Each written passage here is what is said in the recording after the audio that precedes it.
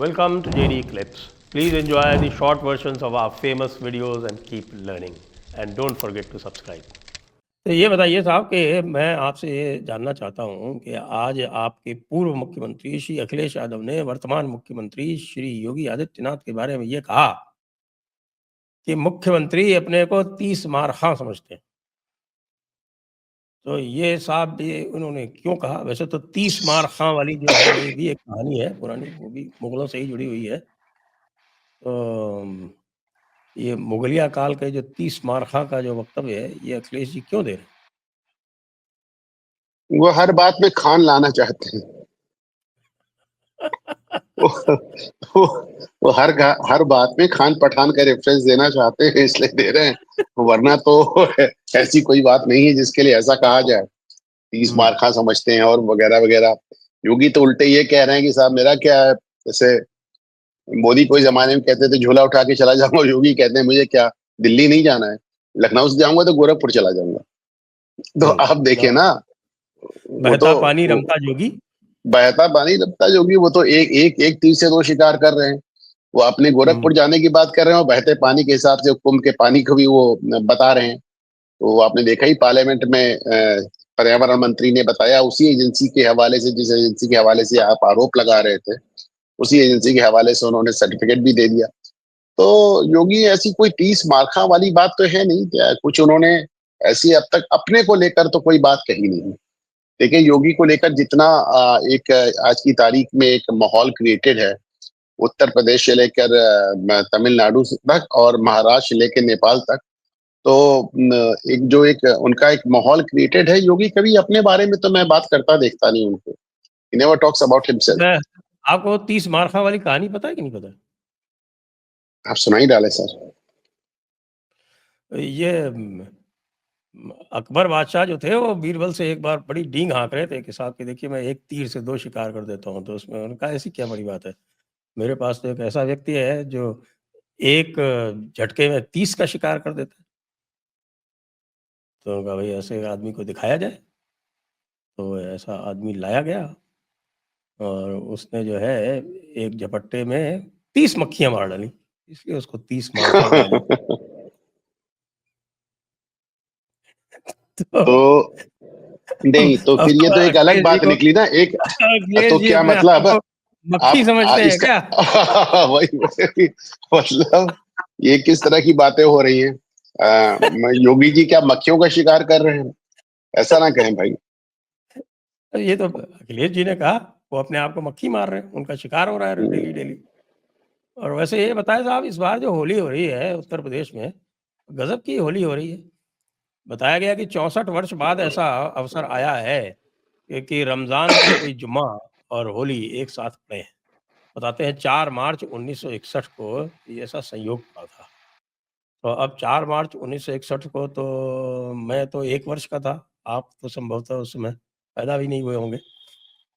तो अब 4 वर्ष 1961 की स्मृति तो किसी को है नहीं, लेकिन यदि कुछ पता हो तो साहब वो 1961 में और 2025 में क्या अंतर है रमज़ान के जुमे की होली में? एक बड़ी मजेदार बात ये है कि लोग एक रॉ और एक माहौल में बात करते हैं।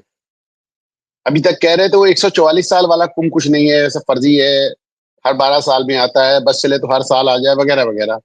अब लोगों ने कहा कि सर 64 साल बाद रमजान और होली एक साथ पड़ेंगे ना, ये सब बकवास है, हर साल ऐसे ही पड़ता है, हर दूसरे साल ऐसे ही पड़ता है। तो उनको हर बात का एक विरोध करने वाली बात। देखिए रमजान और होली एक साथ पढ़ना नहीं पढ़ना ये सब एक अलग बातें हैं।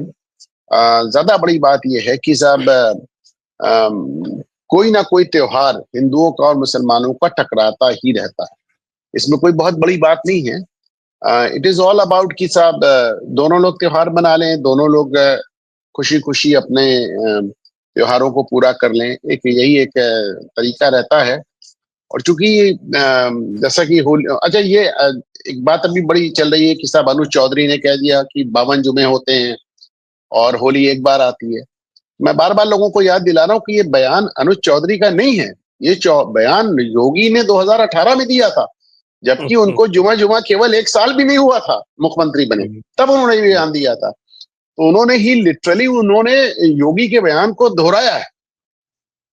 उन्होंने योगी के बयान को दोहरा दिया पूरी तरह। तो उन्होंने ऐसी कोई नई बात नहीं कही है और जाहिर सी बात है, होली साल भर का एक त्योहार। अच्छा, पूरी दुनिया से लोग लौट लौट के घरों पे आते हैं होली के लिए। तो या तो भाई दोनों बातें उन्होंने कही ना कि या तो भाई होली चल रही है तुम उसका हिस्सा बन जाओ, और नहीं तो जितनी देर रंग चल रहा है उतनी देर अंदर रहो। अब ये मतलब 80 करोड़ लोगों को कैसे आप माइक्रो मैनेज कर सकते हैं कि रंग यहाँ डालो यहाँ नहीं डालो, टोपी पर नहीं डालो, बिना टोपी भी डालो, या जो भी है आप सोचे ना, मतलब आप कैसे रोक सकते हैं 80 करोड़ लोगों को अच्छा, उसमें एक भी अगर इस तरह का वाक्य आ जाता है, वीडियो आ जाता है कि साहब किसी गैर मुस्लिम पे बन गया, तो फिर उसका एक तमाशा बनने लगता है कि साहब ये तो गुंडागर्दी हो रही है और ऐसा हो रहा है वैसा हो रहा है। तो अब इसका मैं नहीं समझता हूँ कि उन्होंने कोई इतनी गलत बात कह दी भाई। अब मैं सुबह से देख रहा हूँ एक वीडियो वायरल है, महाराष्ट्र के पुलिस कमिश्नर अपने हाथ से रोजा इफ्तार बांट रहे हैं खड़े होके वेटर की तरह। तो क्या है वो क्या है? तो उसमें अगर अनुज चौधरी ने कह दिया, कौन बड़ी बात कह दी? अखिलेश यादव की सरकार में इन्हीं पुलिस वालों की दिन में 5 बार मंदिरों में ड्यूटी लगती थी, घंटा पकड़ के खड़े होते थे कि अजान के समय घंटा ना बज जाए। बड़ा वायरल फोटो है, वो क्या था? तो इसमें अनुज चौधरी की बात को लेकर इतना ज्यादा जो एक तमाशा मच रहा है, मेरी समझ के बाहर है। और रही बात मस्जिदों को इस तरह ढकने की, इससे पहले कौन जाके मस्जिद पे रंग डाल देता है भाई?